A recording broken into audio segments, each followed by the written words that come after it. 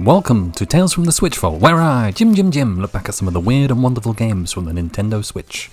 This time I paint the stage red in Splatoon 2. Created by Nintendo's own EPD production group number 5, the title released in the Switch first summer on the market. The July 2017 release was ideal as a more competitive multiplayer shooter to complement the more mainstream Mario Kart and single-player Zelda. The sequel built upon the original with many more weapons, maps and general improvements, and far more accessible as a title, and it exploded in popularity, particularly in Japan, spawning live concerts, a manga series and even fashion lines. Splatoon 2 is a third-person shooter revolving around ink.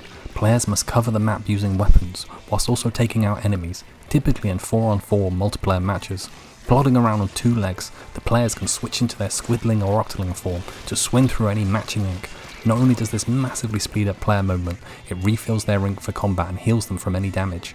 You can also spray up walls so you can climb up them. The main multiplayer mode is Turf War, in which two teams fight over a map to see who can cover it with their ink the most by the end of a 3-minute time limit. The maps start completely blank and players can overwrite the other team's colours. Players can actually shoot opponents who are then briefly timed out, giving their team a numerical advantage, but it's all about the map coverage percentage if you want to win. Other modes include Salmon Run, which involves a team of 4 fighting wave of enemies known as salmonids to collect the boss's eggs.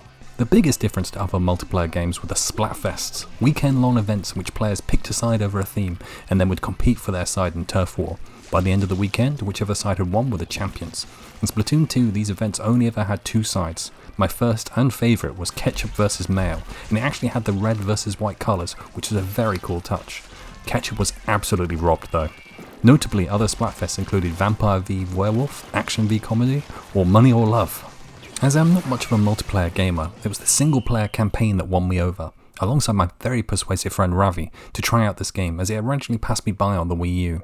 It's an odd series to get into, a post-apocalyptic world shorn of humans with the evolution of squid and octopi into sentient creatures. However, the third-person shooting and movement is excellent. It's pretty easy to get into it. The single player is a series of challenges, kind of like obstacle courses with enemies dotted along that you need to work your way through. Whilst fun, the real standout here are the boss fights. These huge monsters, such as the Octo Oven, you have to climb up the side and attack on top. They're very impressive and some of the best boss fights alongside those from like Astrobot. I kind of ignored the campaign story and was more focused on unlocking new weapons and getting good with the mechanics. Visually, this game is an absolute feast for the eyes. From the half-broken, post-apocalyptic world, in particular Inkopolis with its Tokyo inspiration, the tall, colourful buildings bursting with advertisements and interesting architecture. You have other players dotted around with speech bubbles, usually displaying very funny jokes. Wandering around is maybe my favourite hub area of any game.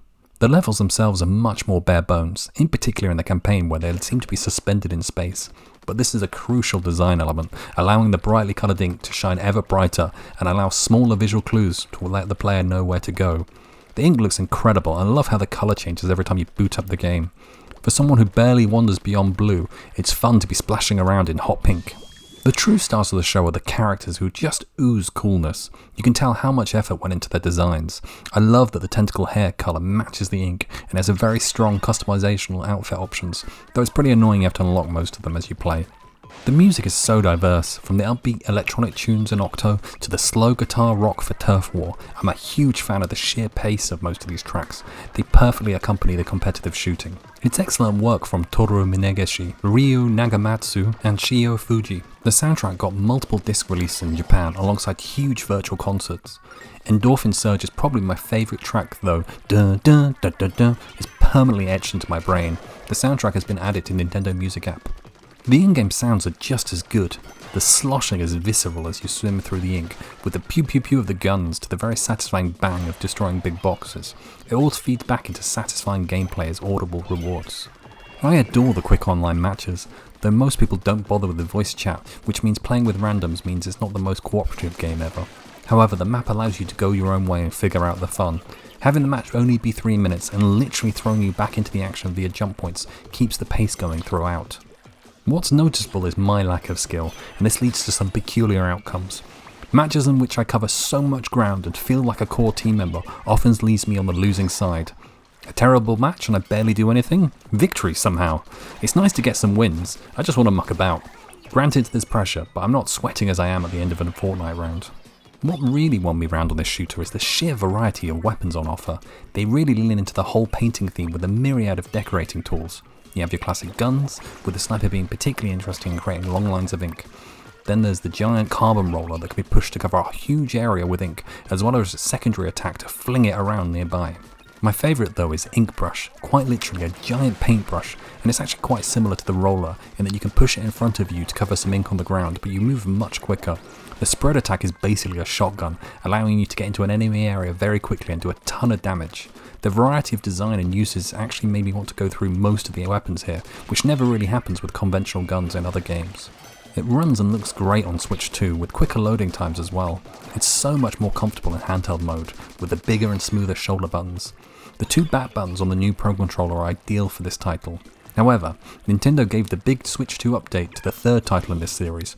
10.0.0 for Splatoon 3 improved the visuals and performance alongside a load of new items, making it a de facto Switch 2 game. Alongside countless hours of multiplayer, where you can earn points to unlock new weapons, special weapons and clothing, it also has the 8-hour single player campaign.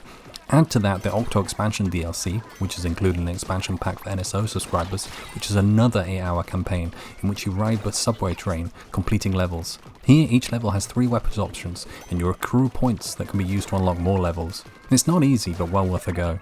Nintendo EPD Production Group No. 5 is widely known for its 2 mainstay titles in Splatoon and Animal Crossing, particularly the mega hit in New Horizons.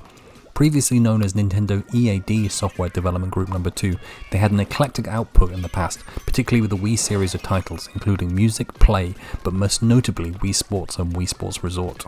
They managed to create the first big new IP for Nintendo in years in Splatoon, and not only make such a popular title, but fling out 2 games in a generation, alongside the massive Animal Crossing. It's impressive work, and they have recently announced Splatoon Raiders, a spin-off game that looks more about exploration, though details on a release and what the game actually is currently lacking at the time of recording. I do have high hopes though. Nominated for Best Multiplayer Game at the Golden Joystick and Game Awards, it would win the Excellence Prize from Famitsu.